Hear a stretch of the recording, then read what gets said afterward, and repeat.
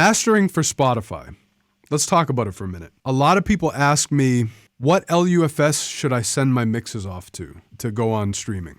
How loud should I make my mixes? What LUFS? Should I do -14 LUFS, or should I do lower than -14 or higher than -14? What software do I use to measure LUFS? What if I submit a mix that's -7 LUFS or -10 LUFS? What should I set my true peak to? I will tell you guys, I finished my album and it's mastered and ready to be delivered. I'm just waiting on the cover art. I decided after thinking about this a lot and trying a lot of different things that -14 LUFS is generally, for the style of music I do and what I'm going for, it's not for me. All love to every engineer who decides to do -14 LUFS. I found that for what I'm going for, that's not for me, because I tend to like to distort my drums.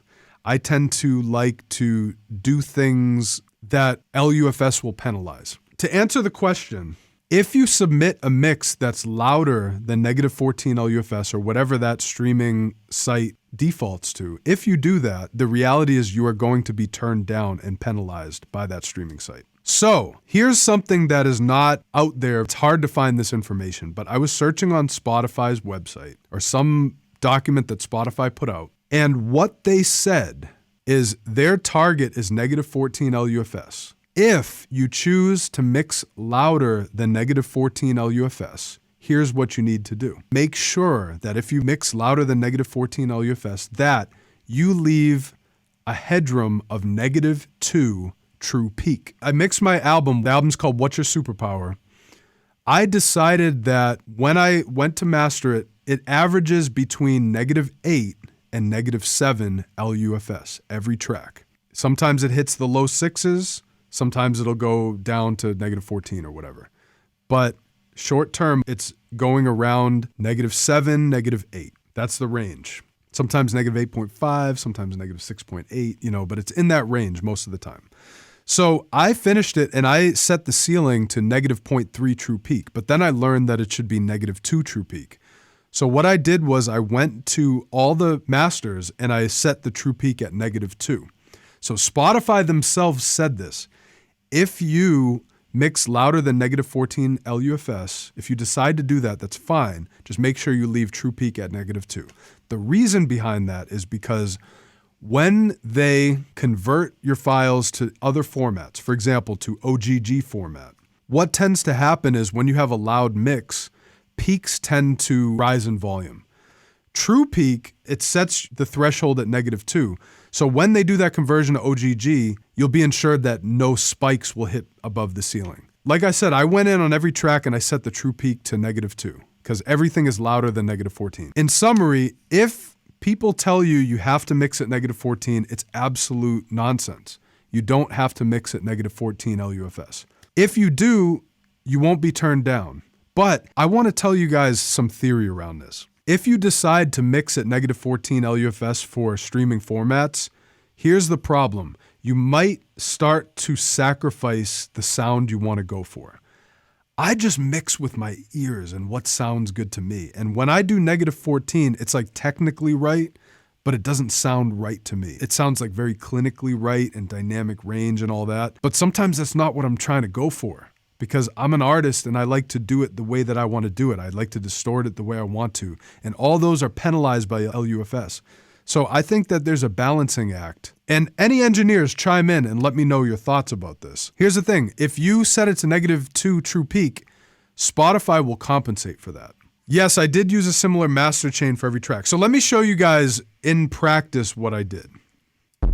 Okay, I'm going to load up a drum loop from volume 9.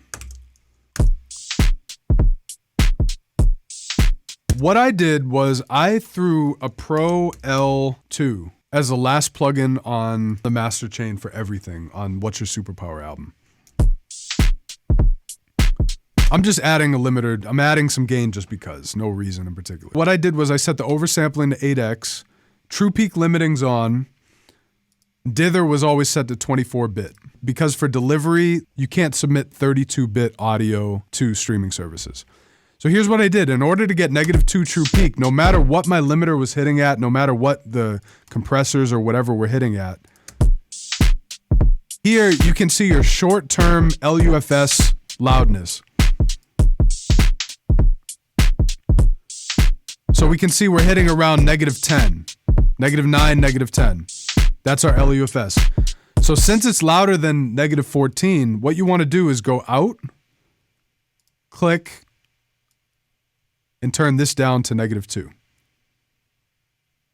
And so now when I play it back,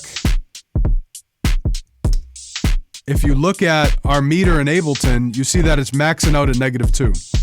So that's exactly how I do it. Sometimes I work at 48K or 96K. If you work at 48 or 96K and 32-bit, when you mix down, you want to dither down to 24-bit, and you also want to set your sample rate to 44.1 when you're mixing down. And if you work in Ableton, it's very clean.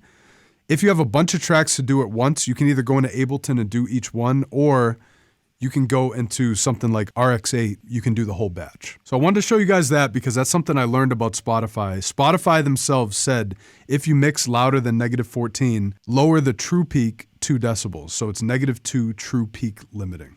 Vapor Cruise, better to be turned down than turned up. I agree. Here's the other thing I learned, and I didn't know this before. If you send Spotify a 48K audio file, 48K 24, they will accept it, but they will do a conversion to 44.1 24. To avoid that conversion step, that's why I showed you guys this batch processing tool. So if you're working in 48K, you want to use something like RX8 or Ableton sample rate conversion before it hits Spotify. Just a couple tips for Spotify.